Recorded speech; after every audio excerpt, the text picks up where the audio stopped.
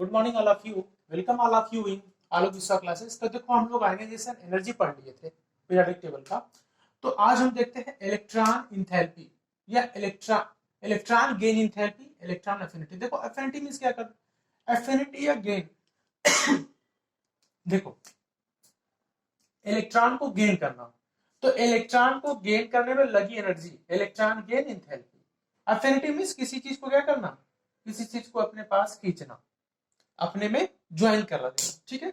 तो वही इलेक्ट्रॉन को गेन करने में जो एनर्जी लगती है उसको क्या बोलते हैं, इलेक्ट्रॉन गेन इंथैल्पी।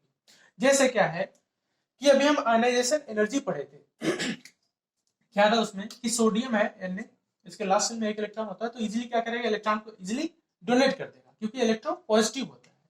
तो आयनाइजेशन एनर्जी दिए तो आयनाइजेशन एनर्जी क्या करेगा, उसके लेटेस्ट सेल जो है या आउटर मोस्ट जो सेल है उसमें से एक इलेक्ट्रॉन को क्या करेगा, निकाल देगा, है ना, एक इलेक्ट्रॉन को निकाल देगा और Na प्लस कैटायन बना देगा, ठीक।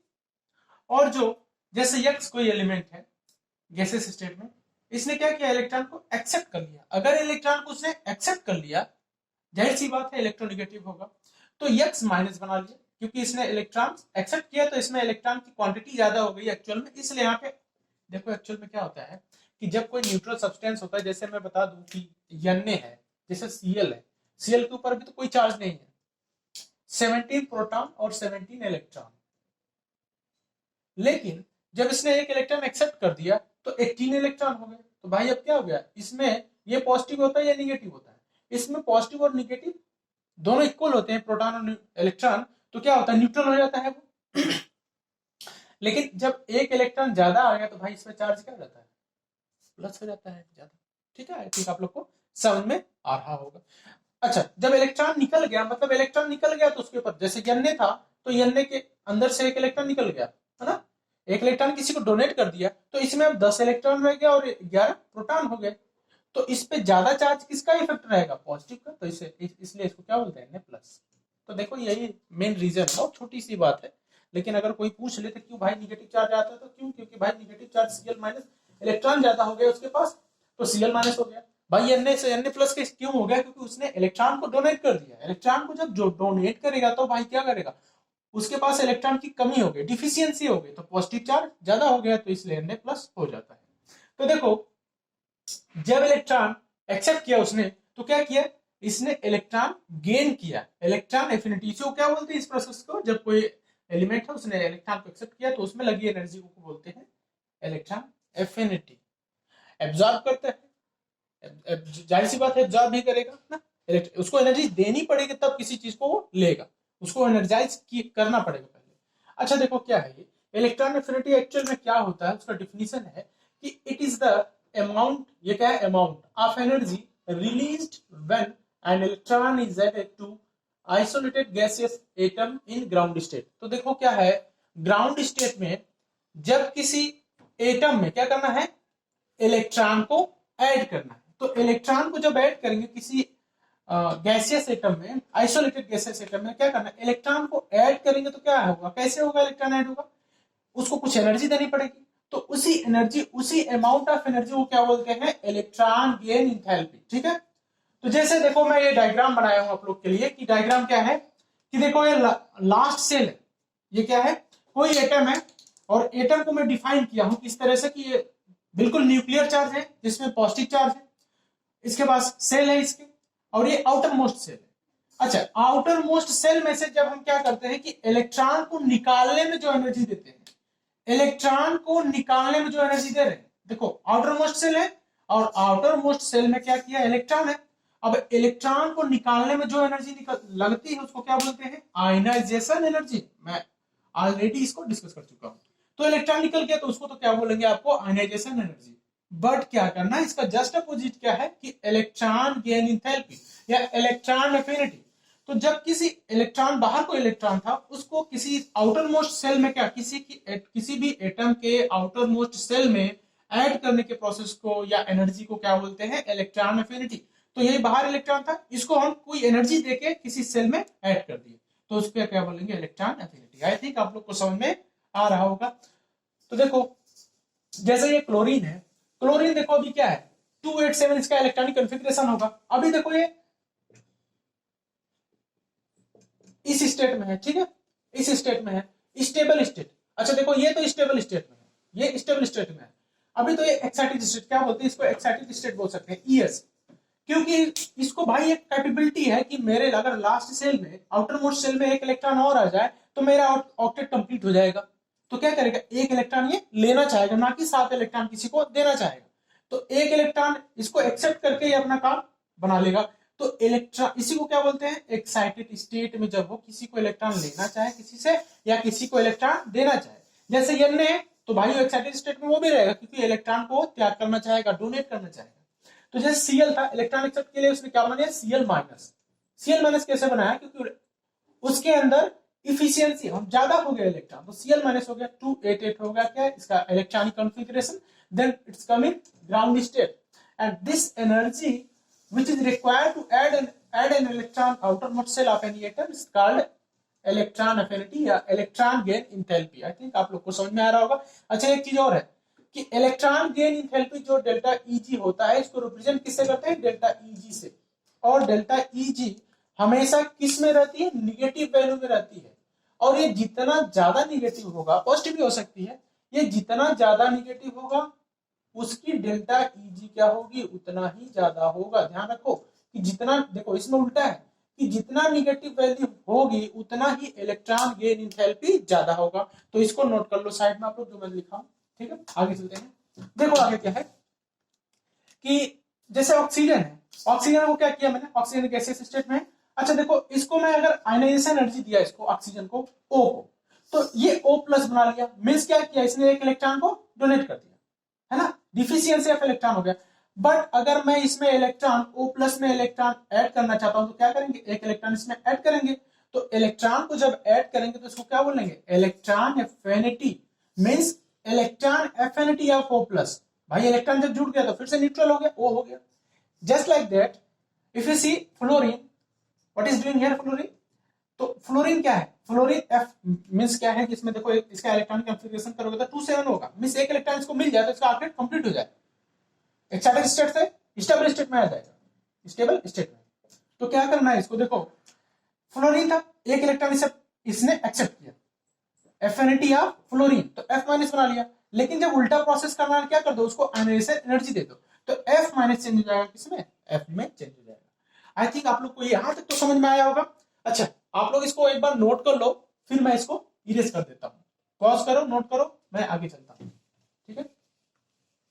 देखो एक दो चीजें और भी देख लेते हैं कि देखो क्या करना है इसमें, कि नोट करके एक लिख लेना कि electron affinity is calculated at absolute zero temperature.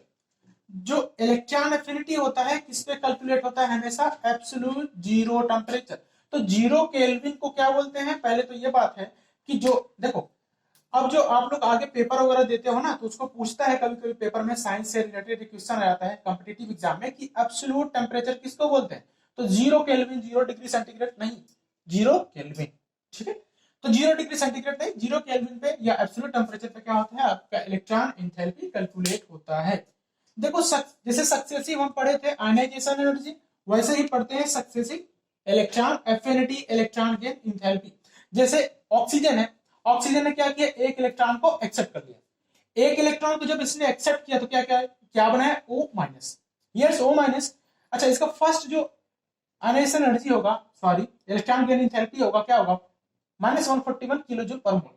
और दूसरा फिर से O माइनस से इसने एक इलेक्ट्रॉन और एक्सेप्ट किया, और O2 माइनस, और इसका EA2 क्या होगा, 744 किलो जूल पर मोल। अच्छा एक चीज और बताया था मैं कि देखो गलती से ये मत कर देना आप लोग कि यहाँ पे जो EA1 है ना, गलती से ये मत कर देना कि EA1 लेस देन EA2। मैं क्या बोला था आप लोग को कि जितना निगेटिव वैल्यू होगा उतना ही इलेक्ट्रॉन गेन एंथैल्पी की वैल्यू ज्यादा होगी। तो यहाँ पे ये पोर्शन क्या हो जाएगा, गलत हो जाएगा। सही क्या होगा कि EA1 जो होगा, पहला इलेक्ट्रॉन गेन एंथैल्पी दूसरे इलेक्ट्रॉन गेन एंथैल्पी से हमेशा ज्यादा होगा।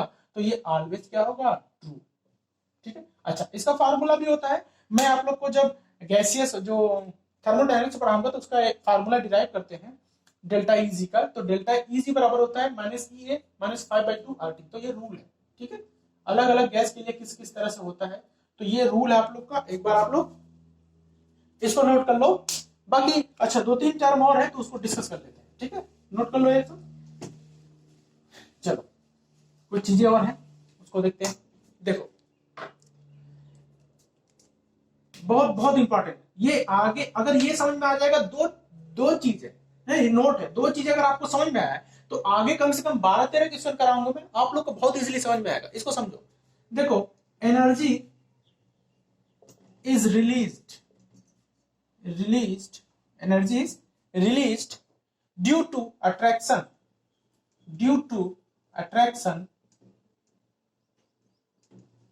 between, अच्छा साथ साथ नोट कर लो, between न्यूक्लियस ऑफ एनर्जी, देखो एनर्जी, ठीक है, ऑफ ऑक्सीजन एंड इलेक्ट्रॉन। तो ऑक्सीजन एटम वही ना, ऑक्सीजन एटम। अच्छा देखो एनर्जी रिलीज कब होगी, देखो ध्यान रखो कि एनर्जी कब रिलीज होगी, जिसको डेल्टा एच बोलते हैं, मींस एंडोथर्मिक रिएक्शन पॉजिटिव कब होगा, जब क्या होगा, जब ओ कोई आपका न्यूट्रल सब्सटेंस है और इलेक्ट्रॉन के बीच में क्या हो रहा है, अट्रैक्शन हो रहा है।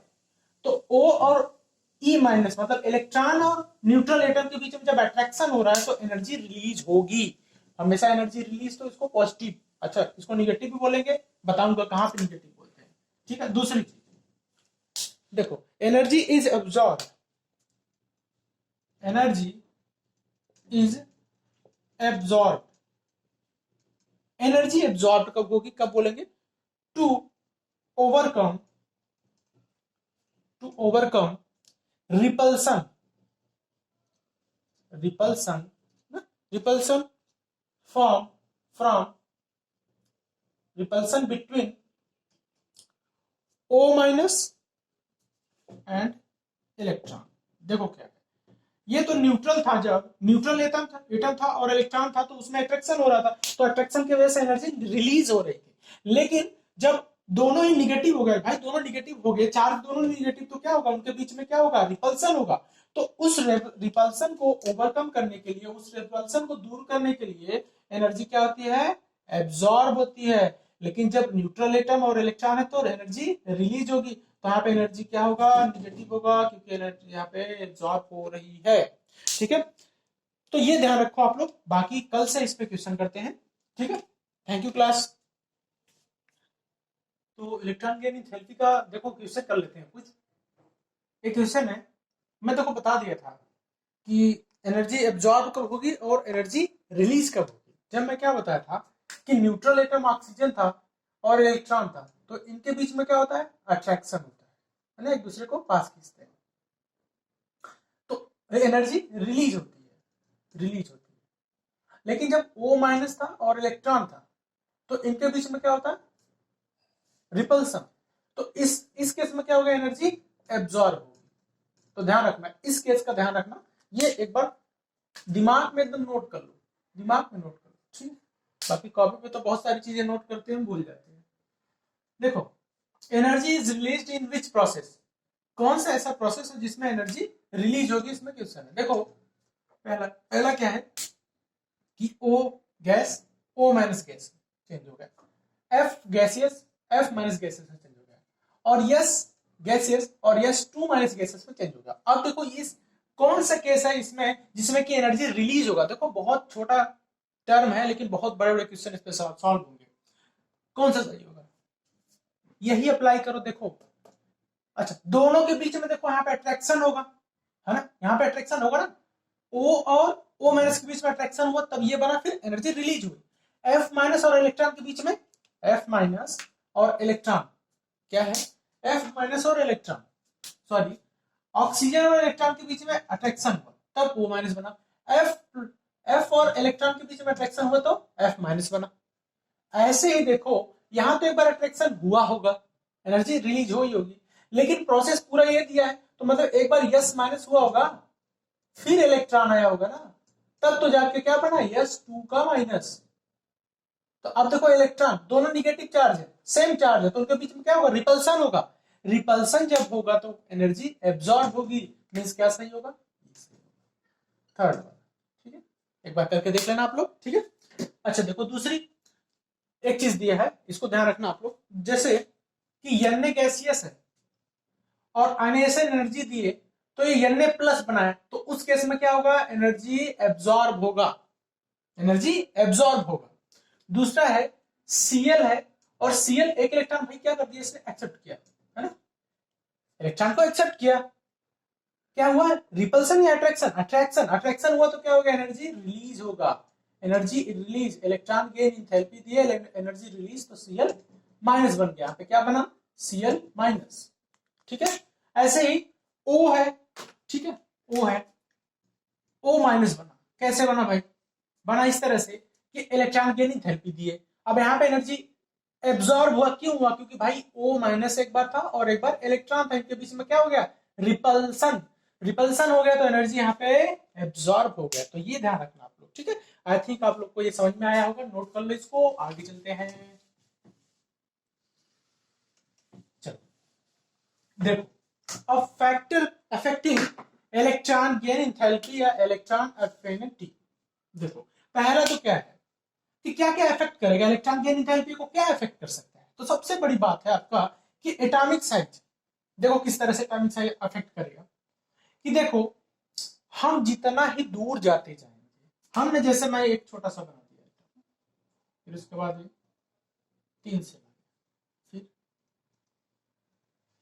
ये लो 4 से ला गया, मैं क्या बोल रहा हूं कि ये जो पॉजिटिव चार्ज है आपका, है ना, अंदर, ये जो न्यूक्लियर चार्ज है, इससे देखो डिस्टेंस बढ़ रहा है ना, डिस्टेंस बढ़ रहा है, डिस्टेंस जब बढ़ेगा, देखो यहाँ पे R था, यहाँ पे R1 हो गया, यहाँ पे R2 हो गया, देखो डिस्टेंस क्या हो रहा है, बढ़ता जा रहा है, जब डिस्टेंस बढ़ेगा तो ये जो न्यूक्लियर चार्ज है, ये जो न्यूक्लियर चार्ज है, इनका जो क्या रहेगा, अट्रैक्शन रहेगा आउटर मोस्ट सेल पे, आउटर मोस्ट सेल पे जो अट्रैक्शन होगा, आउटर मोस्ट सेल अट्रैक्शन जो होगा न्यूक्लियर चार्ज का, वो क्या होगा, घटता जाएगा, भाई जब घटता जाएगा मतलब यहाँ पे अगर कोई इलेक्ट्रॉन आएगा, अगर अगर बड़ा बड़ा रेडियस है तो उसको ये जो न्यूक्लियर चार्ज है वो कम फोर्स अट्रैक्ट करेगा, लेकिन जैसे जैसे कम होता जाएगा रेडियस तो उसको खींचने की पावर और ज्यादा होती जाएगी, क्योंकि ये जो सेल है अपने न्यूक्लियस के पास है। तो यही केस है कि जैसे जैसे रेडियस बढ़ता है, सेल आउटर मोस्ट जो सेल है, आउटर मोस्ट सेल उस पर क्या होता है, अट्रैक्शन रिड्यूस होता जाता है, तो जब अट्रैक्शन रिड्यूस होगा, जो फोर्स है न्यूक्लियर चार्ज का वो कम होता जाएगा आउटर मोस्ट सेल पे बढ़ने के साथ साथ रेडियस, तो क्या होगा, जब रेडियस बढ़ेगा तो इलेक्ट्रॉन गेन एंथैल्पी क्या होगा, कम होगा। तो यही है कि जब आपका क्या होगा, जब आपका इलेक्ट्रॉन, जब साइज आपका एटॉमिक साइज क्या होगा, बढ़ेगा, तो आपका इलेक्ट्रॉन गेन एंथैल्पी या इलेक्ट्रॉन एफिनिटी क्या होगा, घटेगा उसी हिसाब से।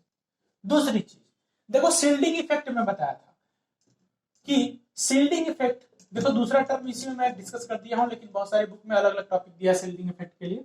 तो देखो मैं क्या बताया था कि जैसे जैसे मैं बताया था कि जितना शील्डिंग इफेक्ट बढ़ेगा उतना एटॉमिक रेडियस बढ़ेगा, क्यों, क्योंकि जैसे यहाँ पे एक इलेक्ट्रॉन था और यहाँ पे इलेक्ट्रॉन, यहाँ पे इलेक्ट्रॉन है, ऐसे ऐसे इलेक्ट्रॉन है, ठीक है, ये क्या करेंगे, जो न्यूक्लियर चार्ज है ये इस वाले बाहर वाले इलेक्ट्रॉन को नहीं लगने देंगे फोर्स, मतलब इसको सील्ड कर दिए, मतलब इसकी तरफ जाने ही नहीं देंगे फोर्स को।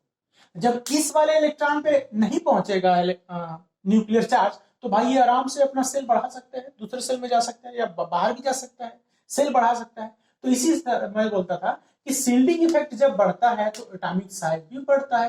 तो सिंपली जब एटॉमिक साइज के इनवर्सली प्रोपोर्शनल है तो electron gain enthalpy inversely proportional shielding effect के होगा। समझ रहे हो ना, मींस क्या हो जाएगा कि जब आपका शील्डिंग इफेक्ट, दूसरी चीज देखो इसी में देख लेते हैं कि जब शील्डिंग इफेक्ट आपका बढ़ेगा तो आपका जो क्या होगा, एटॉमिक साइज बढ़ेगा, जब एटॉमिक साइज बढ़ेगा तो भाई आपका इलेक्ट्रॉन गेन एंथैल्पी जो होगा, इलेक्ट्रॉन एफिनिटी होगा, वो क्या होगा, घटेगा। तो यही ऑर्डर देख लो आप लोग पहले ग्रुप का, देखो साइज जैसे जैसे बढ़ रहा है वैसे वैसे क्या हो रहा है, शील्डिंग इफेक्ट बढ़ रहा है, या वैसे वैसे इलेक्ट्रॉन गेन एंथैल्पी कम हो रहा है। समझ गए आप लोग। चल अब देखो, अब ग्रुप में क्या होगा, ग्रुप में जैसे नीचे नीचे जाएंगे तो क्या होगा, एटॉमिक साइज बढ़ेगा, नंबर ऑफ सेल बढ़ेगा, क्योंकि जब एटॉमिक साइज बढ़ेगा तो इलेक्ट्रॉन गेन एंथैल्पी क्या होगा, कम होगा। अब जब ऊपर से नीचे जाएंगे तो बढ़ेगा, ठीक है। अब देखो पीरियड में क्या होगा, अच्छा भाई पीरियड में लेफ्ट टू राइट जाएंगे तो क्या होगा, एटॉमिक रेडियस डिक्रीज होगा, एटॉमिक रेडियस क्या होगा, डिक्रीज होगा, जब डिक्रीज होगा तो इलेक्ट्रॉन गेन एंथैल्पी इंक्रीज होगा। ठीक है, एक चीज देखो। दूसरी चीज, पहला तो हो गया आपका इलेक्ट्रॉनिक जो कॉन्फ़िगरेशन है, इलेक्ट्रॉनिक एफिनिटी है, किस किस पे डिपेंड करता है, किस तरह से ग्रुप में, पीरियड में। दूसरी चीज ये है कि इलेक्ट्रॉन न्यूक्लियर चार्ज पे किस तरह से डिपेंड करता है। तो देखो इसको मैं इरेज कर देता हूं, आप लोग नोट कर लो एक बार। देखो बहुत इंपॉर्टेंट है, आप लोग देखो अच्छे से कोई भी चैप्टर पढ़ लिए, किसी भी सब्जेक्ट का एक ही चैप्टर अच्छे से पढ़ लिए तो आपको मोटिवेशन बन जाएगा, उस तरह से पढ़ते आप अगला चैप्टर भी चले जाओगे। ठीक है, रास्ता बहुत है लेकिन आप लोग शुरू तो करो। ठीक है, चलो देखो अब न्यूक्लियर चार्ज के मामले में चलते हैं कि इलेक्ट्रॉन न्यूक्लियर चार्ज किस तरह से। देखो इलेक्ट्रॉन न्यूक्लियर चार्ज क्या है कि वही जो नाभिक का चार्ज, उसके न्यूक्लियस का चार्ज। तो जैसे जैसे न्यूक्लियस का चार्ज बढ़ेगा वो क्या होगा, एटॉमिक साइज कम होगा। देखो एक दूसरे पे सारा कोरिलेट कर रहा है कि जब चार्ज बढ़ेगा एटॉमिक साइज कम होगा, जब एटॉमिक साइज कम होगा तो क्या होगा, इलेक्ट्रॉन एफिनिटी क्या होगा, बढ़ेगा। मींस क्या है कि आपका अगर इलेक्ट्रॉन न्यूक्लियर चार्ज बढ़ा तो आपकी इलेक्ट्रॉनिक एफिनिटी भी बढ़ी। मींस बात को समझ रहे हो आप लोग। एक चीज ये भी हो गया कि अगर इलेक्ट्रॉन की कमी हुई, डिफिशियंसी हुई, तो भाई आपके प्रोटॉन की क्वांटिटी बढ़ी। जब प्रोटॉन की क्वांटिटी बढ़ी तो उनका न्यूक्लियर चार्ज बढ़ा। जब न्यूक्लियर चार्ज बढ़ा तो भाई ये बढ़ा। मेरी बात समझ रहे हो ना कि भाई जब इलेक्ट्रॉन निकलता है, जैसे ये एग्जांपल देख लो किस तरह से है कि देखो जैसे जैसे इलेक्ट्रॉन की कमी हो रही है, जैसे जैसे इलेक्ट्रॉन की कमी हो रही है, इनका जो डेल्टा ईजी है क्या, इलेक्ट्रॉन एफिनिटी, वो क्या हो रहा है, बढ़ रहा है। देखो इलेक्ट्रॉन भाई जब इलेक्ट्रॉन निकलेगा तो डिफिशियंसी ऑफ इलेक्ट्रॉन होगा। डिफिशियंसी ऑफ जब इलेक्ट्रॉन होगा तो इलेक्ट्रॉन की कमी है, मतलब इलेक्ट्रॉन चाहिए, मतलब न्यूक्लियर जो चार्ज होगा ज्यादा बढ़ता जाएगा ना, इलेक्ट्रॉन कम हो जाएगा। तो कोई भी पास आएगा तो उसको खींच लेगा। तो इस तरह से जैसे जैसे इलेक्ट्रॉन की कमी होगी, देखो एमएन था, mn+2, mn+4, mn+7, तो सबसे ज्यादा किसका है, mn+7 का। वैसे Cr3+, Cr6+। लेकिन जब निगेटिव चार्ज हो गया, एनायन आ गया, तो एनायन में दूसरा केस हो जाएगा। n था n-, n2-, n3-, ना, ये भी इसी तरह से मत टेप दियो। ठीक है, अपने तरफ से चाहिए देखना है, ध्यान देना है ना कि यहाँ तो इलेक्ट्रॉन भाई आपको मिल रहा है, यहाँ पे इलेक्ट्रॉन निकल रहा था, यहाँ पे इलेक्ट्रॉन की इफिशियंसी हो रही है, यहाँ पर डिफिशियंसी। तो इलेक्ट्रॉन जब बढ़ता जाएगा तो भाई इलेक्ट्रॉन भर गया, सबसे फुल हो गया, पूरा सेल फुल हो गया, तो क्या जरूरत है किसी से, क्योंकि इसका चार्ज भी निगेटिव हो गया ना। देखो n के ऊपर चार्ज भी 3- आ गया ना, अब कोई इलेक्ट्रॉन आ गया तो उसके बीच में रिपल्सन होगा ना, समझ रहे हो ना। लेकिन Na+ है, समझ लो, Na+ नहीं O+ समझ लो, तो भाई ये पॉजिटिव है निगेटिव है, इसके पास आना चाहिए। लेकिन ये सेम चार्ज क्या करेंगे, एक दूसरे को रिपल्स करेंगे, इसलिए यहाँ पे क्या होगा, यहाँ पे डेल्टा Eg कम होगा, यहाँ पे ज्यादा होगा। समझ रहे हो आप लोग, आई थिंक आप लोग को समझ में आ रहा होगा। चलो आगे देखते हैं इलेक्ट्रॉनिक कॉन्फ़िगरेशन। नेक्स्ट है इलेक्ट्रॉनिक कॉन्फ़िगरेशन, तीसरा या चौथा होगा इलेक्ट्रॉनिक कॉन्फ़िगरेशन। देखो ये किस तरह से अफेक्ट करता है। देखो एक चीज मैं बता रहा हूं, जैसे मैं एक नाइट्रोजन ले लेता हूं, ठीक है, और मैं ही नियान ले लेता हूं। देखो 1s2 2s2 2p3, इसका 1s2 2s2 2p6। अच्छा p बनाता हूं मैं लास्ट सेल, देखो p में 3 सबसेल, 3 नंबर ऑफ इलेक्ट्रॉन, देखो लास्ट सेल में कितने हैं, 3 है, तो 1 2 3, इसमें 6 है, 1 2 3 4 5 6। तो देखो इसको क्या बोलेंगे, half filled orbital, half filled orbital. और इसको क्या बोलेंगे, फुल फील्ड ऑर्बिटल, क्योंकि मैक्सिमम 6 ही रह सकते हैं पी में, फुल फील्ड ऑर्बिटल।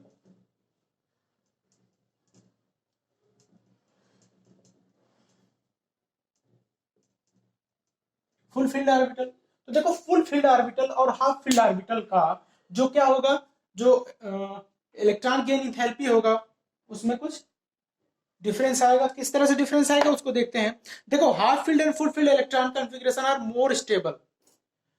अब ये दोनों क्या रहेंगे, स्टेबल रहेंगे, मोर स्टेबल देन अदर।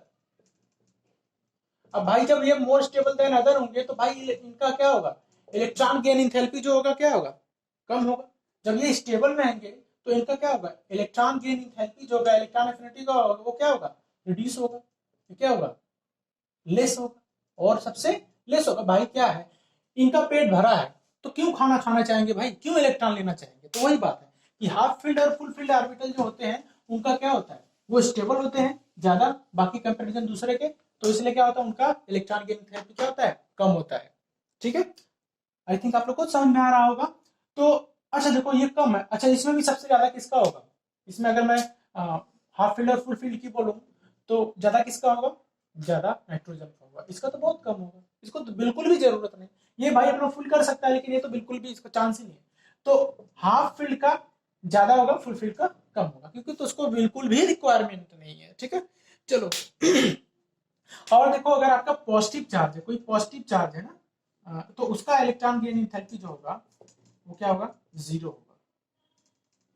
एक चीज और देखो, ये पहला था, दूसरा है, और तीसरी चीज ये है electron affinity of noble gas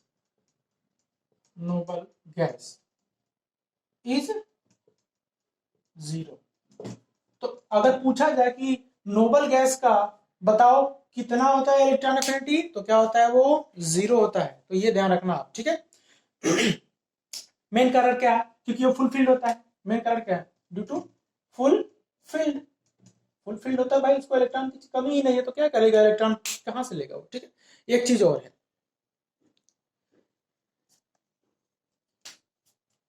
कि electron affinity of nitrogen family is very less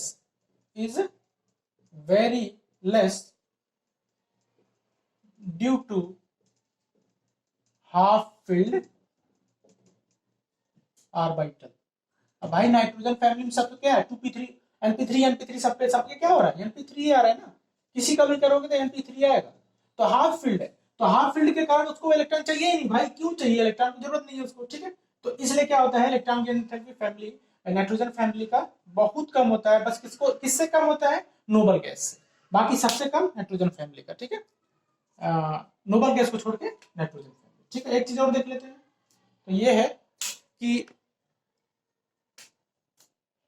electron affinity of ना एल्कलाइन अर्थ मेटल। तो एल्कलाइन अर्थ मेटल्स क्या होते हैं, सेकेंड ग्रुप के जितने भी हैं एलिमेंट्स, इज ऑलमोस्ट जीरो। अच्छा, इसका मेन रीजन ये है कि बहुत ज्यादा इलेक्ट्रोपॉजिटिव होते हैं। जैसे क्या है कि Be ना, Mg, Ca, Sr और B।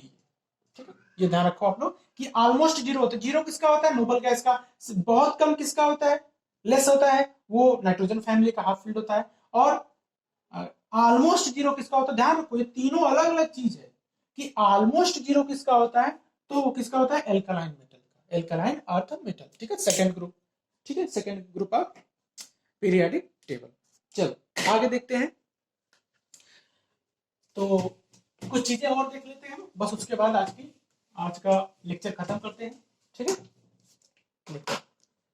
Electron affinity of second period, इसका ऑर्डर देखो कभी कभी 20 से उठा के आ जाता है, तो ये आप नोट कर लो। ठीक है, सेकेंड पीरियड का। तो देखो अगर मैं लिख दूं कि इसको ऑर्डर लिख लो आप लोग ना, NE, ठीक है, BeNLi BCOF, तो सबसे ज्यादा किसका होगा इलेक्ट्रॉन एफिनिटी, ये होगा भाई साहब किनका, फ्लोरीन का। नियॉन का सबसे कम, इसको जरूरत ही नहीं भाई, बी नाइट्रोजन उसके बाद। ठीक है, फिर lithium, boron, carbon, oxygen, fluorine. आप लोगों को बताया है कि सबसे ज्यादा इलेक्ट्रोनेगेटिव किसका होता है, फोन का इलेक्ट्रोनेगेटिविटी सबसे ज्यादा, फ्लोरीन, ऑक्सीजन, नाइट्रोजन। तो ये ऑर्डर लिख लेना आप लोग। तो बाकी हम लोग देखेंगे अगले क्लास में। Thank you.